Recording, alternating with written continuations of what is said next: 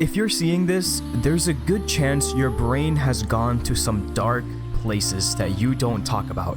Picture this for a second. You wake up tired. You go to work or school. You feel behind on money, behind on life, behind on who you thought you'd be by now. You're trying to be the provider, the responsible one, the guy who has it all together. And then at night, when everything's quiet, your brain whispers, if I just disappeared, maybe everyone would be better off. Most men who have thoughts like that are forgotten by today's world. A lot of the time, you're a normal human being stuck in a situation that feels impossible to get through, trying to carry more than you thought you'd ever have to. Here's where it gets dangerous. When you have thoughts of wanting to end it all, the world sometimes tells you you must have some mental problems. Go fix your head. And of course, mental illness is very real, and therapy absolutely saves lives. But if everyone assumes that you're just sick, no one looks at the life around you that's pushing you to that edge. This is something Dr. K, a psychiatrist who works with gamers and young men, has talked about a lot. He points out that a big chunk of men who take their own life never had any clear documented mental illness. In plain terms, they were in situations where death felt like the only way out. Here's a secret most people never realize. Once you understand it, everything shifts. The question isn't only, what's wrong with my mind? At a deeper level, the question becomes, what's happening in my life that would make any person want to escape it? And that's the piece I want to break open with you in this video. Before we go deeper, if you want help with this long term, I write a free newsletter where I talk about these exact topics and how to build a life you don't want to escape. Link is in the description.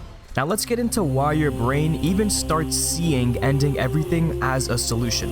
Nobody is talking about this the way they should, so let me show you what actually happens inside a man's life before his brain starts seeing death as the only way out. Here's what happens when your life slowly turns into a pressure cooker. You wake up, check your phone, and already feel behind. There's stress about money. Maybe your family counts on you. Maybe you're the one who's supposed to make it. You're trying to be the guy who provides, the guy who doesn't crumble, the guy who keeps everyone safe. From the outside, you look fine. You crack jokes. You send memes. You might even seem like a chill guy. But inside, you feel like you're standing under a waterfall that never turns off. The pressure never ends. Bills, expectations, your future, your faith, your people, your past mistakes, your own gold standards that you set for your life. What happens if you never get a break from that pressure? How often do you feel like there's no room for you to be tired, weak, or confused even for a day? Now add this belief on top, where the average man asks themselves, if I struggle, if I show weakness, I'm failing as a man. You're supposed to be the rock. You're supposed to handle it. So you swallow your stress, your sadness, your anger. You keep it all inside. This is where Dr. K's point hits hard. If people look at your situation and only say, your mind is sick, go fix it, they ignore the fact that you might be living in a suffocating reality. He talks about patients who are in traumatic, abusive relationships. He says therapy can help them get through it. But he says the most important thing he can do for their desire to take their life isn't just to change how they think. It's to help them build a life where they're no longer abused, suffocating, or drowning. Think about that for you. If you're in a bad job, a draining relationship, a home where you get no respect, or a financial situation that feels like a chokehold, your thoughts aren't happening in a vacuum. They're happening inside a life that's constantly jabbing at you. So after all that, here's what you may end up thinking. If no one helps you change that life, if no one gives you permission to leave or rebuild, your mind starts seeing only one clean exit. Not because you're weak, but because every other exit looks like even more pain. So here's the first mental shift. When your brain goes to that dark solution, pause and ask, before I blame myself, what would make any normal person want to escape this situation? What part of my life is so painful that ending everything feels like the only way to stop it?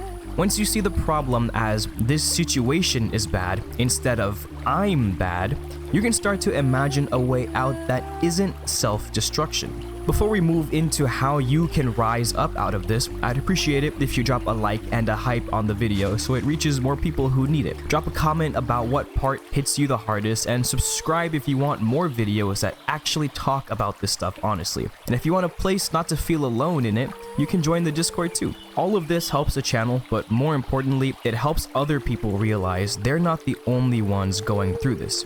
Have you ever had a moment, even for a second, where you thought, if I was gone, maybe everyone would be better off? Your brain thinks it's solving the problem by removing you because it's never seen a path where you get to stay and the situation changes.